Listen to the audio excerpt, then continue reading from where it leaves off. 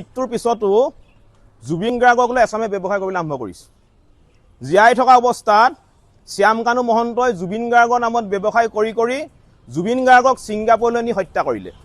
আৰু এতিয়া মৃত্যুৰ পিছতো অসমৰ কেইটামান ছবিগৃহই টিকটৰ মূল্য বৃদ্ধি কৰি ৰৈ ৰৈ বিনালে ছবিখনৰ টিকটৰ মূল্য বৃদ্ধি কৰি জুবিন গাৰ্গৰ মৃত্যুৰ পিছত জুবিন গাৰ্গক লৈ ব্যৱসায় কৰিবলৈ আৰম্ভ কৰিছে।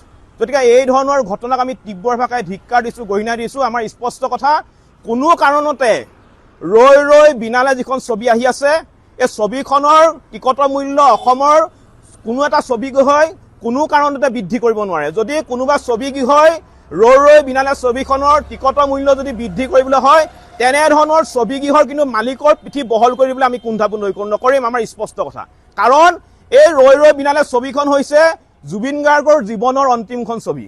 আৰু ইয়াৰ পিছত আমি আৰু জুবিন গাৰ্গক কেতিয়াও কোনো কাৰণতে জীৱিতৰ ওপৰত আমি দেখা নাপাওঁ। আমি হাজাৰবাৰ চিঞৰি কান্দিলেও, হাজাৰবাৰ পকাত মূৰ মাৰি দিলেও কিন্তু জুবিন গাৰ্গক আমি কেতিয়াও কোনো কাৰণতে জীৱিতৰ ওপৰত দেখা নাপাওঁ। আৰু এই ছবিখনেই হৈছে জুবিন গাৰ্গৰ জীৱনৰ অন্তিমখন ছবি। আৰু অসমৰ সকলো ৰাইজে, দুখীয়া দৰিদ্ৰ সৰ্বসাধাৰণ সকলো ৰাইজে এই ছবিখন চাবৰ কাৰণে আগ্ৰহে বাট চাই ৰৈ আছে। আৰু এই সময়ত যদি কোনোবা ছবিগৃহৰ মালিকে ইয়াৰ সুবিধা লৈ জুবিন গাৰ্গৰ মৃত্যুৰ পিছত ছবিখনৰ টিকটৰ মূল্য যদি কোনোবাই ছবিগৃহই বৃদ্ধি কৰিব পাৰিম বুলি ভাবিছে, তেতিয়াহ'লে আমি স্পষ্টভাৱে কৈ দিব বিচাৰিছোঁ, তেনেধৰণৰ ছবিগৃহ জাতীয় সংগ্ৰামী সেনা অসমৰ সদস্যই সম্পূৰ্ণৰূপে বন্ধ কৰি দিব। গতিকে আমাৰ দাবী এটাই, কোনো কাৰণতে কোনো এটা ছবিগৃহই এই ৰৈ ৰৈ বিনালে ছবিখনৰ টিকটৰ মূল্য বৃদ্ধি কৰিব নোৱাৰিব। প্ৰকৃত যিটো টিকটৰ মূল্য আগত আছিলে সেইটোৱে ল'ব লাগিব। আৰু যদি কোনোবা যদি ছবিগৃহই এই চিনেমাখনৰ টিকটৰ মূল্য বৃদ্ধি কৰিবলৈ হয়, তেনেধৰণৰ ছবিগৃহৰ মালিকৰ পিঠি বহল কৰি দিবৰ কাৰণে জাতীয় সংগ্ৰামী সেনা অসমে কিন্তু কুণ্ঠাবোধ নকৰে, স্পষ্ট কথা।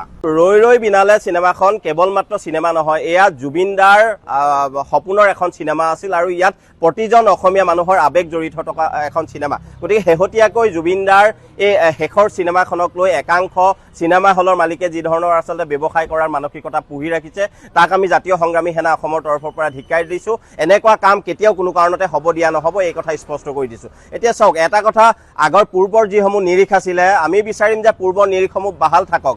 আৰু সমান্তৰালকৈ আমি জাতীয় সংগ্ৰামী সেনা অসমৰ তৰফৰ পৰা এটা আহ্বান জনাব বিচাৰিছোঁ, যদি সম্ভৱ হয়, যিহেতু জুবিন গাৰ্গৰ প্ৰতিটো স্তৰৰ মানুহ, আজি ঠেলাৱালা ৰিক্সাৱালা বা দিন হাজিৰা কৰি থকাও প্ৰতিটো স্তৰৰ মানুহ জুবিন দাৰ অনুৰাগী। গতিকে নিশ্চিতভাৱে দাম বৃদ্ধি বা আগৰ নিৰিখ মতেও যদি দাম ৰাখে, তেতিয়াও এই মানুহখিনি নিশ্চিতভাৱে এই ছবিখন চোৱাৰ পৰা বঞ্চিত হ'ব। গতিকে আমি জাতীয় সংগ্ৰামী সেনা অসমৰ তৰফৰ পৰা এটা আহ্বান জনাব বিচাৰিছোঁ, চৰকাৰলৈ এটা আমি আহ্বান জনাইছোঁ, যদি সম্ভৱ হয় চৰকাৰে তাৰ ক্ষেত্ৰত আচলতে ব্যৱস্থা গ্ৰহণ কৰক। প্ৰযোজকসকলক আচলতে চৰকাৰৰ ফালৰ পৰা এই খৰচ দিয়াৰ ব্যৱস্থা কৰি হ'লেও এই ছবিখন সাধাৰণ মানুহে যাতে চাব পৰা হয়, তাৰ ব্যৱস্থা কৰিবলৈ আমি জাতীয় সংগ্ৰামী সেনা অসমৰ তৰফৰ পৰা আহ্বান জনাইছোঁ।